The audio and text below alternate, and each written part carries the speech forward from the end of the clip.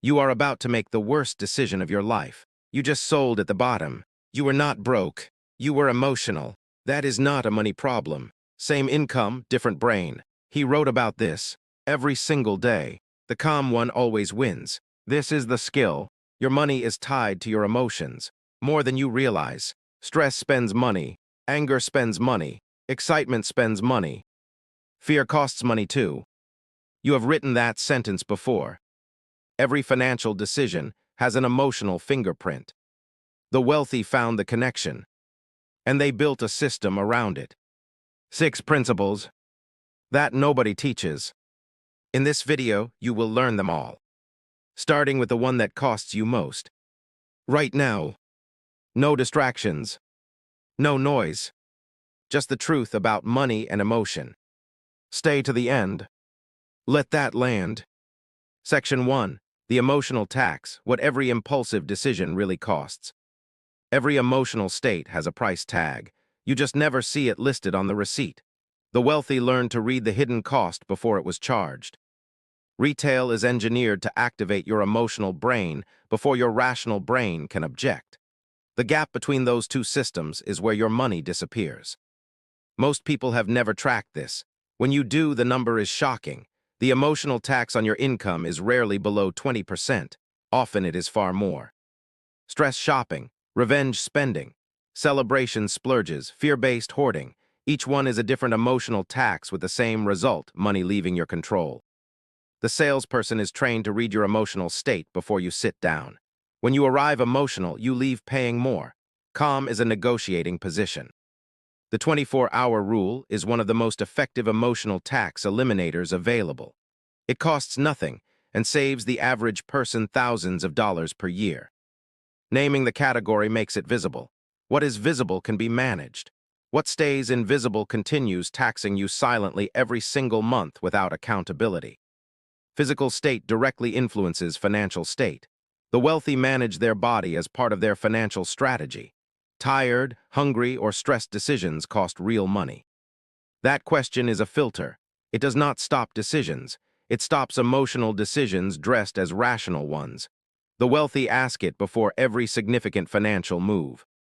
Creating friction between emotion and action is a designed system, not willpower. The wealthy design their environment so that impulsive execution requires an extra step they rarely take. Urgency is an emotional weapon. When someone tells you to decide now, that is not information. That is pressure. The stoic and the wealthy both know that real opportunities wait. Tracking the emotional tax is not punishment. It is data. Data removes shame and replaces it with strategy. The goal is not guilt. The goal is pattern recognition and change. The wealthy treat their financial mistakes like scientists treat failed experiments, not as evidence of personal failure, as information that improves the next test. Walking away feels like loss in the moment. The wealthy train themselves to feel it differently as a small victory, a vote for the person they are building themselves to become. The emotional tax is not fixed. It is a variable you control. Lower it consistently, and the compound effect of that discipline shows up in your numbers within 90 days. Section 2. The Panic Architecture, Why Fear Destroys Wealth Faster Than Anything Else. Fear is the most expensive emotion in personal finance, not because it is irrational, because it is perfectly rational at exactly the wrong moment. Every major market crash in history was made worse by emotional selling. The people who held lost nothing on paper. The people who panicked sold their future to someone calmer. The chart always looked the same afterward. The panic always looked irrational in hindsight. But in the moment, it felt like survival. That gap between feeling and fact is where wealth is lost. One of the most powerful financial moves you can make during a market downturn is to close the app. Not forever, just long enough for your rational brain to return from its emergency vacation. The second investor did not have more money. He had more emotional architecture. He had practiced staying calm under financial pressure until it became his default response. Writing during a financial crisis is a stoic tool. It forces the prefrontal cortex back online. It separates the feeling from the fact and gives you back your own decision-making. The wealthiest people in every crisis are not the ones who predicted it. They are the ones who had a written plan they committed to following before the emotion arrived. Fear contracts vision. It makes every financial situation look permanent. The wealthy train themselves to zoom out, to see the road, not just the darkness immediately ahead. A written plan created in calm is the antidote to a panicked decision made in fear. The wealthy write the rules when they are clear. Then they follow the rules when they are not.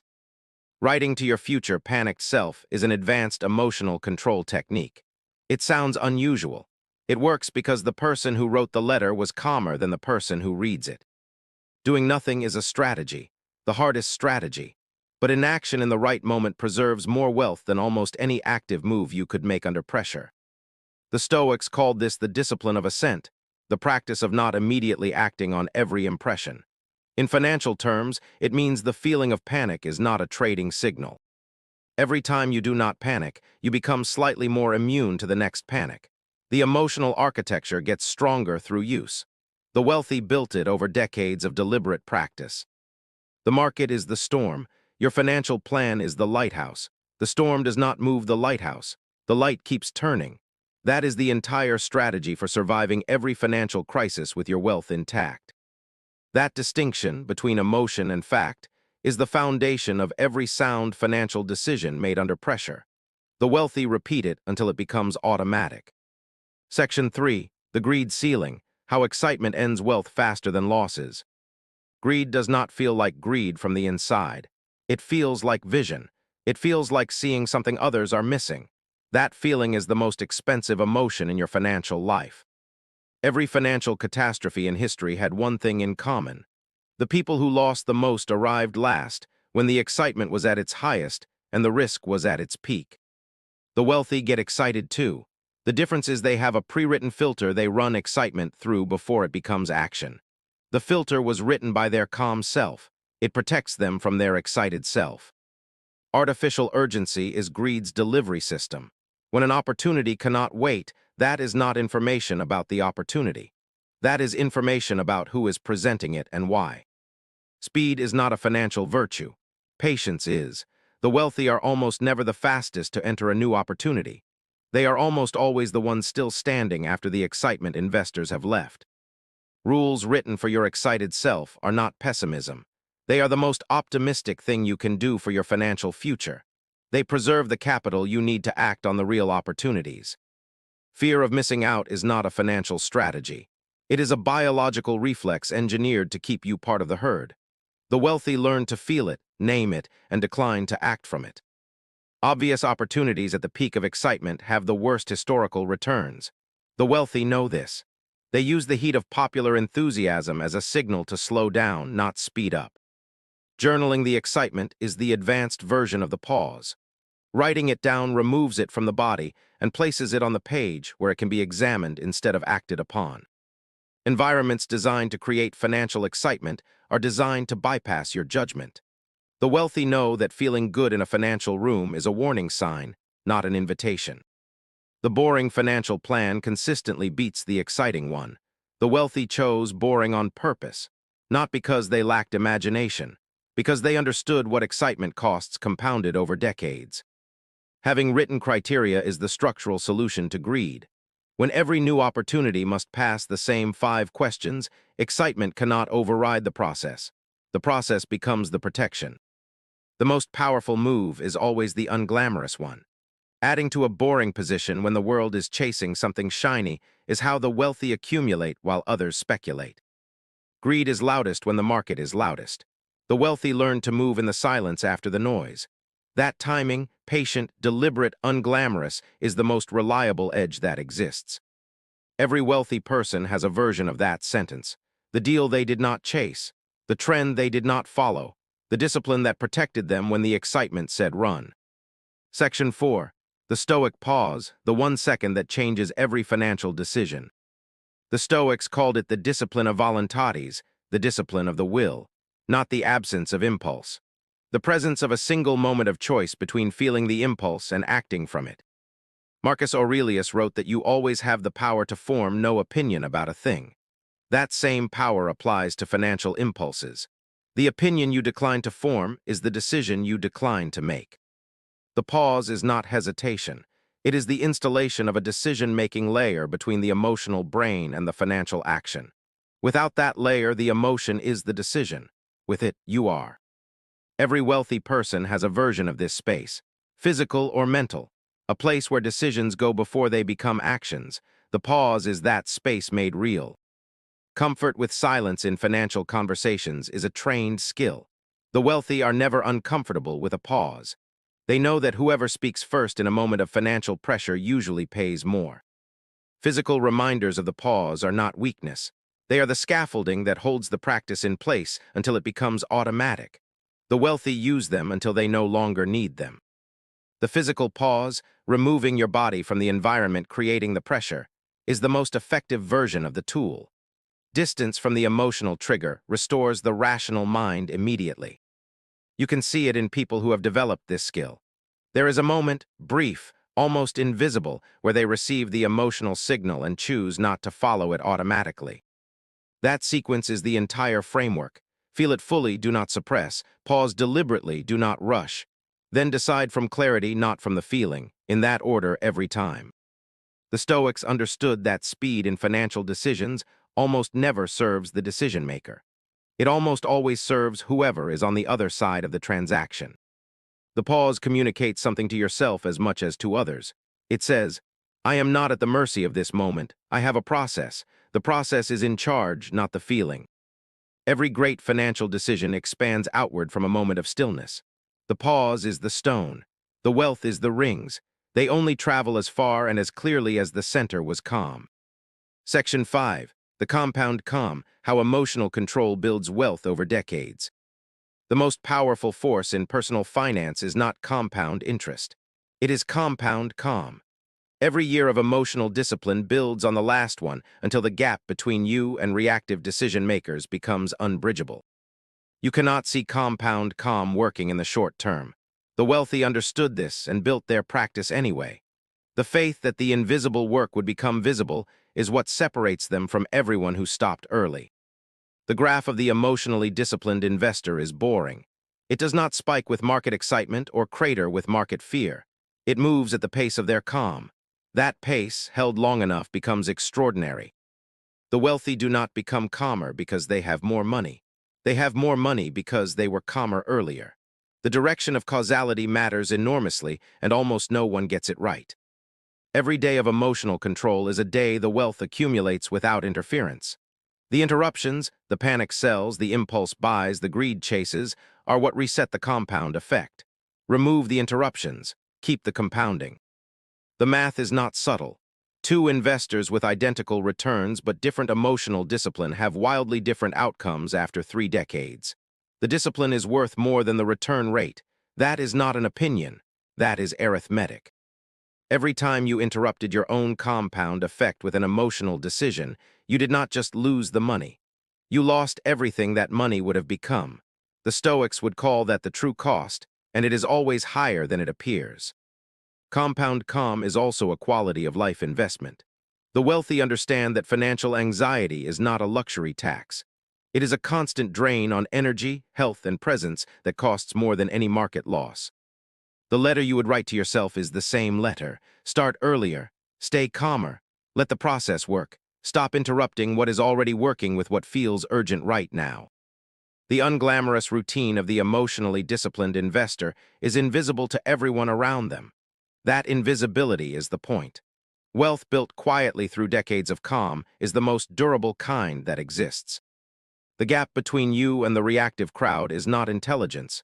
It is not access. It is the daily practice of emotional control applied to financial decisions. That practice is available to you tonight. Compound calm is documented in the journal. The wealthy keep records not for nostalgia but for evidence. Evidence that the practice works.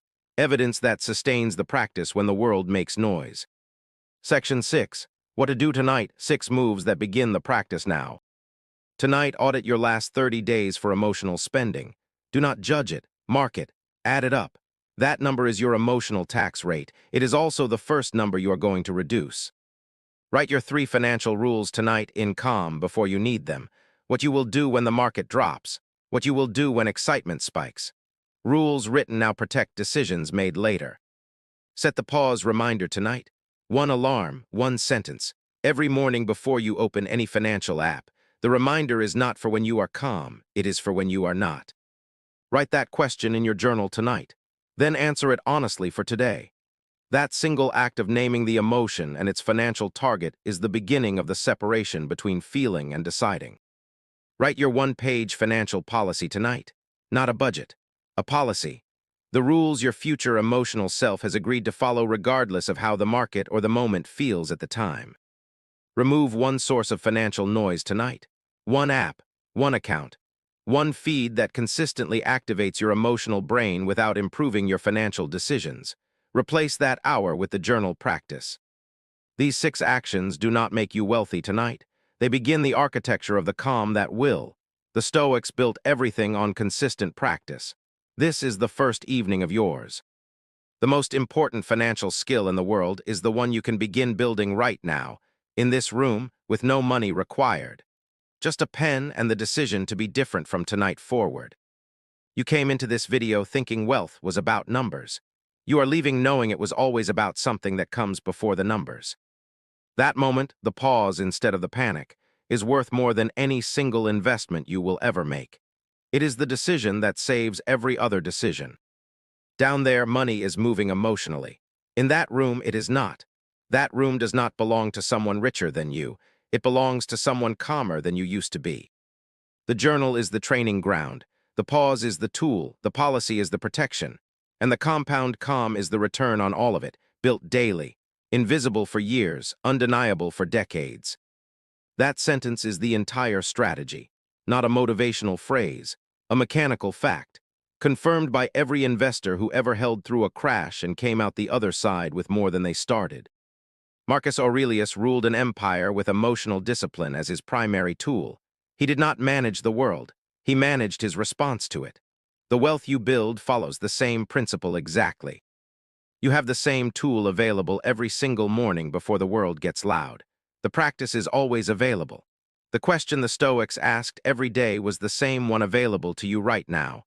Will you use it? Subscribe to The Rational Wealthy for daily content that helps you think clearly and build lasting wealth on your own terms.